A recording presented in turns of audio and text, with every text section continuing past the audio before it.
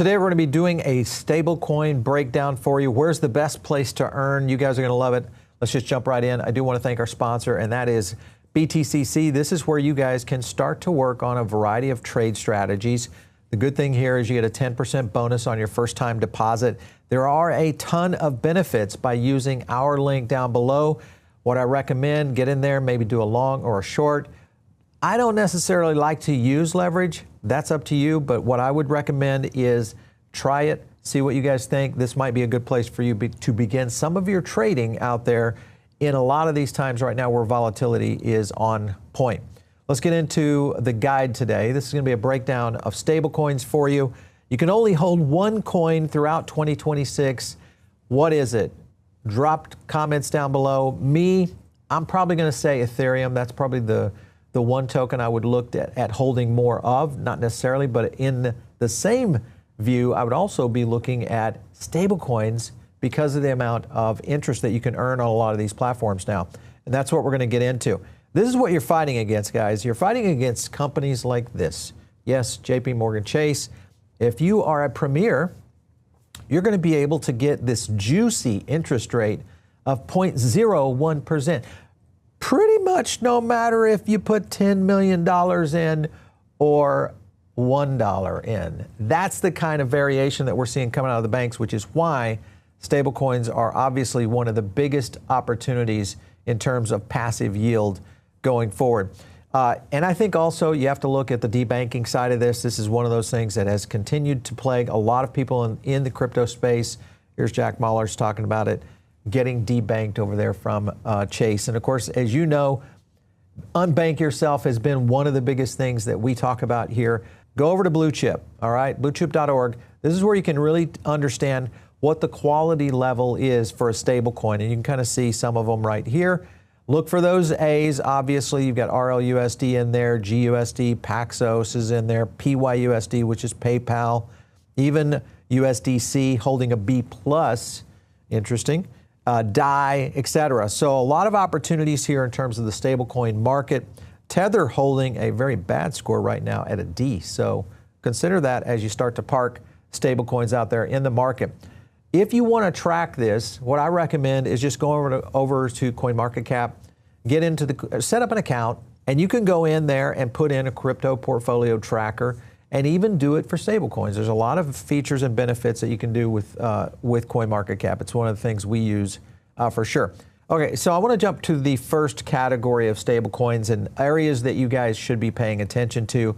One of our partners out there, Tangem, they've just turned on this thing called yield mode, and they're using Aave. Aave, one of the most trusted sources in DeFi.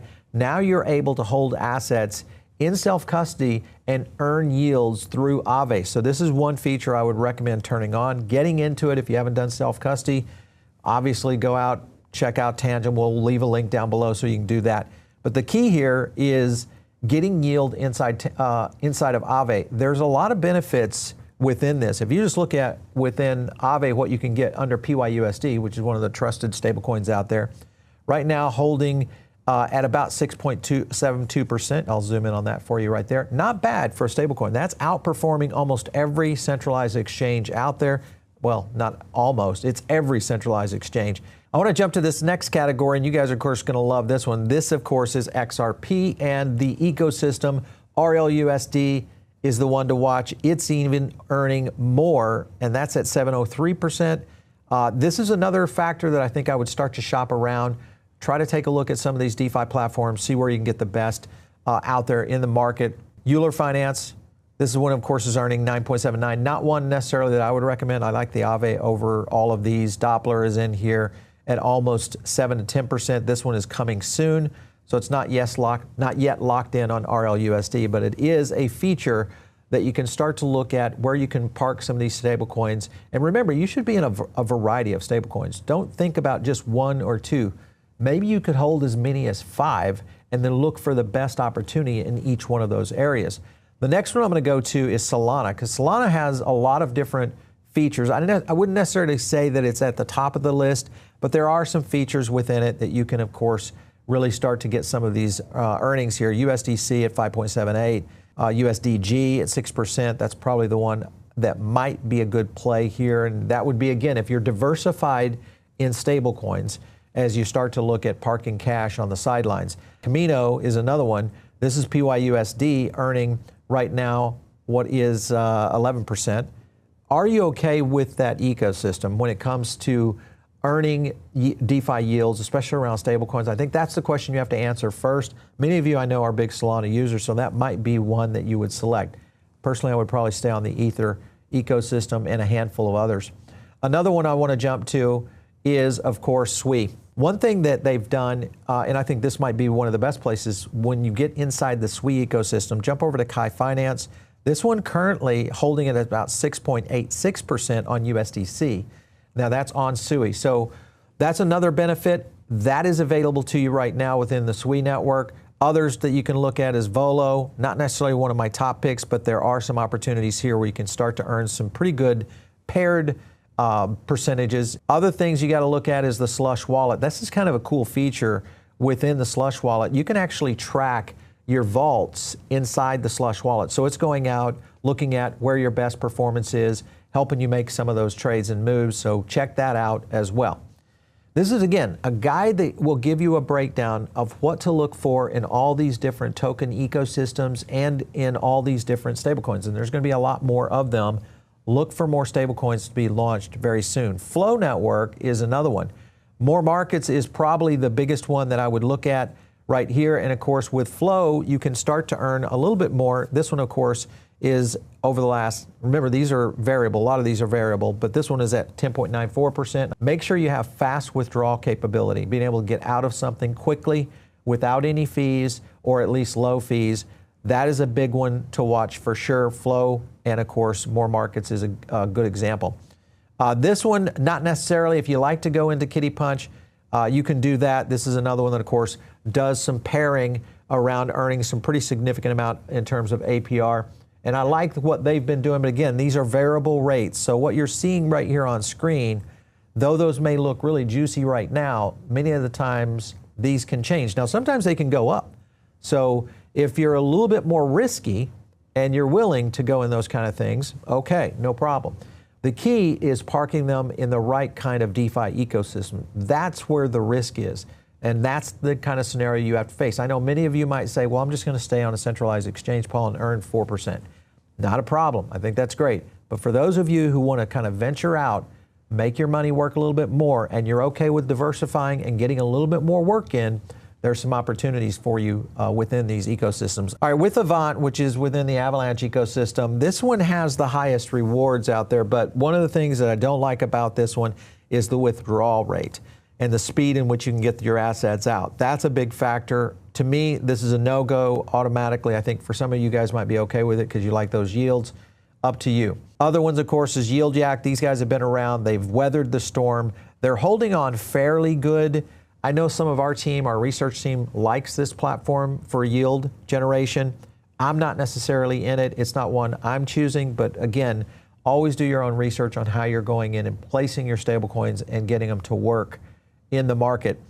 I want to go over to Sonium real quick because this one to get into, because you can actually farm some Sonex tokens over there. And if you are, again, high risk tolerance, you could literally go in and get 328%. Yeah, that right there would give me the evidence to say, no way am I going with USDCE around this. But the point is that there are some platforms out there where you can actually kill it in terms of returns. The key here is, again, never, just like in investing, never put too much in one place. Katana is another one that I would look at.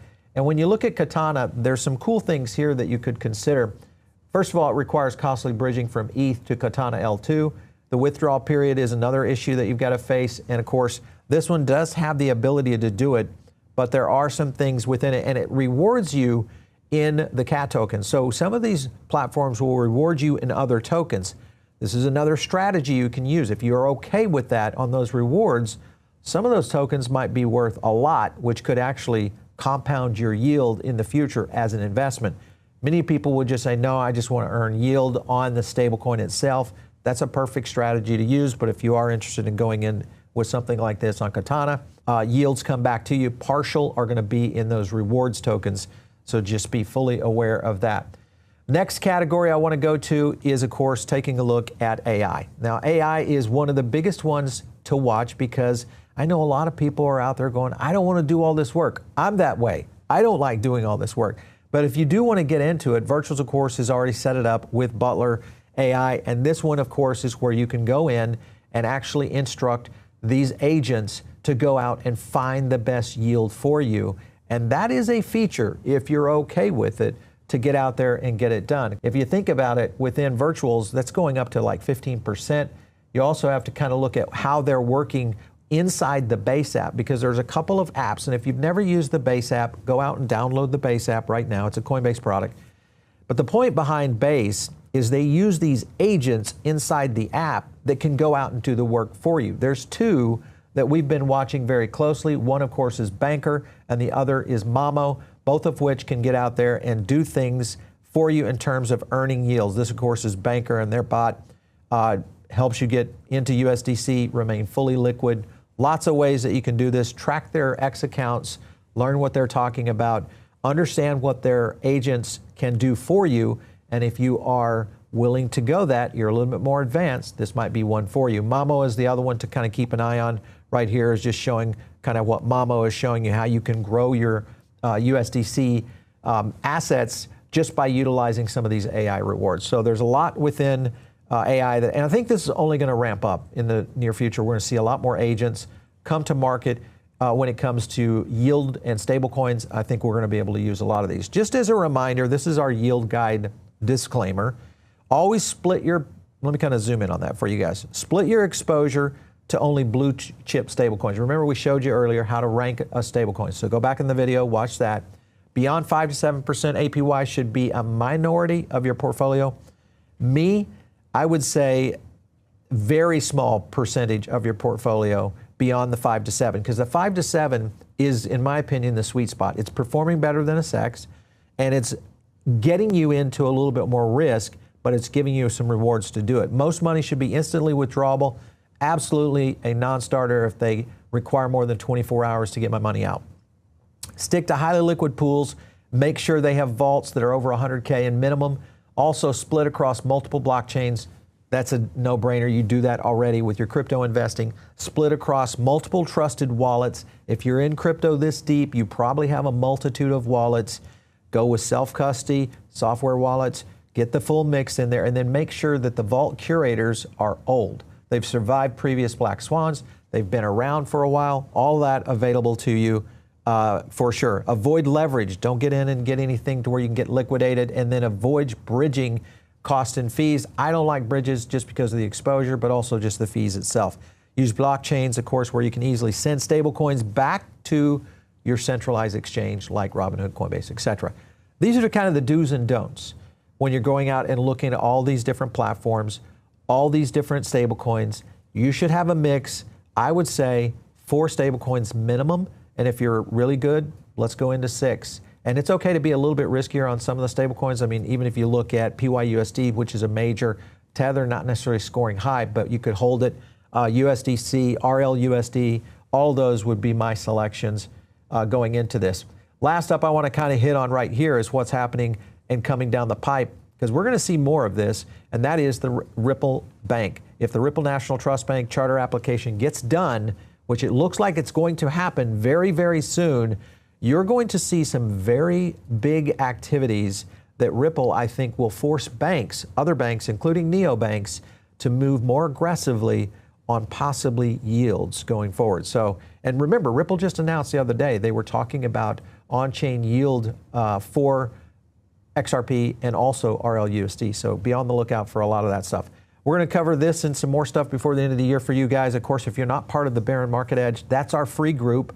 It's very easy to join. Just click the link down below and hit me out there on X, @Paul Barron. I'll catch you next time right here on The Paul Barron Show.